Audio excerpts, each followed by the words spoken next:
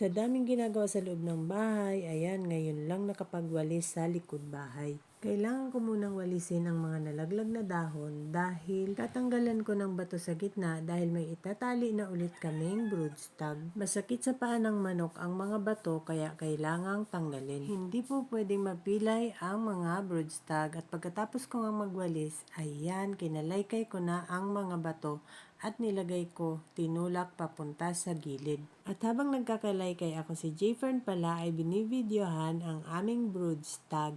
Gagawin niya daw reels. Follow niyo siya guys, Jayfern Game Farm.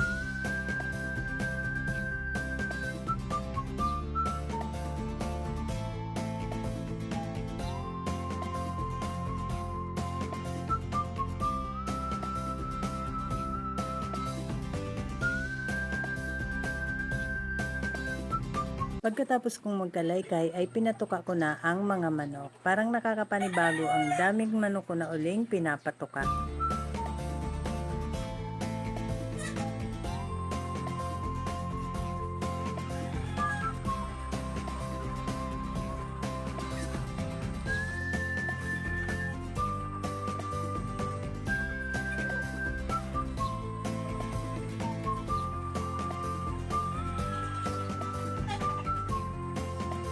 Ayan, nakakatuwang pakainin ang mga manok. Sisiw ko pa lang yan ang iniwan, ngayon malalaki na.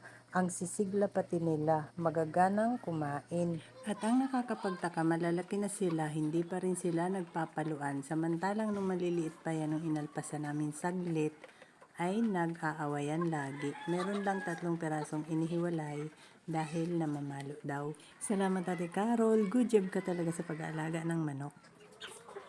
Ito yung mga sisiw pang iniwan kung may kasama pa silang inahin sa tangkal, sa brooder.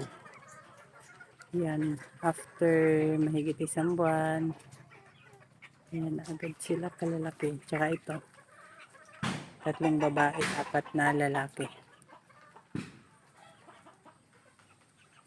At ito na nga yung broodstag na gagamitin namin, kinuha na ni Jayfern sa farm at ito na nga nakatali na dito sa gitna. Isasalang namin ito dun sa pulet na galing kay Black Lava, pang early bird namin. Straight sweater itong broodstag namin, ARL, right nose brood hen at possum sweater naman ang broodcock. Ang tawag dyan ni Jayfern ay yen sweater, bali 2 broodstag ang kinuha ni Jayfern. Ito namang isa ay isasalang doon sa 2 pulet na galing kay Ma'am Roxy. Full brothers ang 2 broodstag namin. Pagkatapos ko lang magpatuka.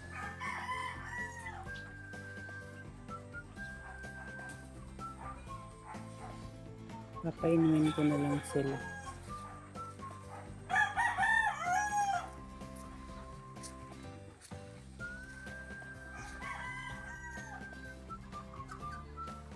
Nilagay ko sa scratch pen yung mga nakakulong.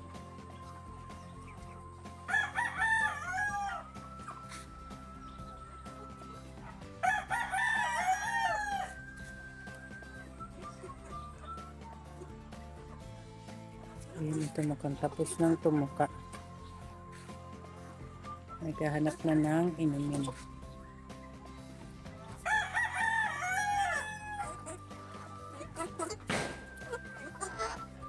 Ayan. Naghahanap na ng inumin.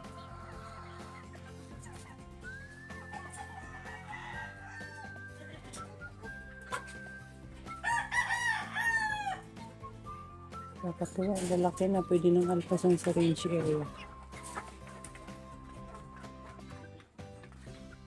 Ito naman yung anak ng aming possum sweater na broodcock at Macklin Hatch na broodhen.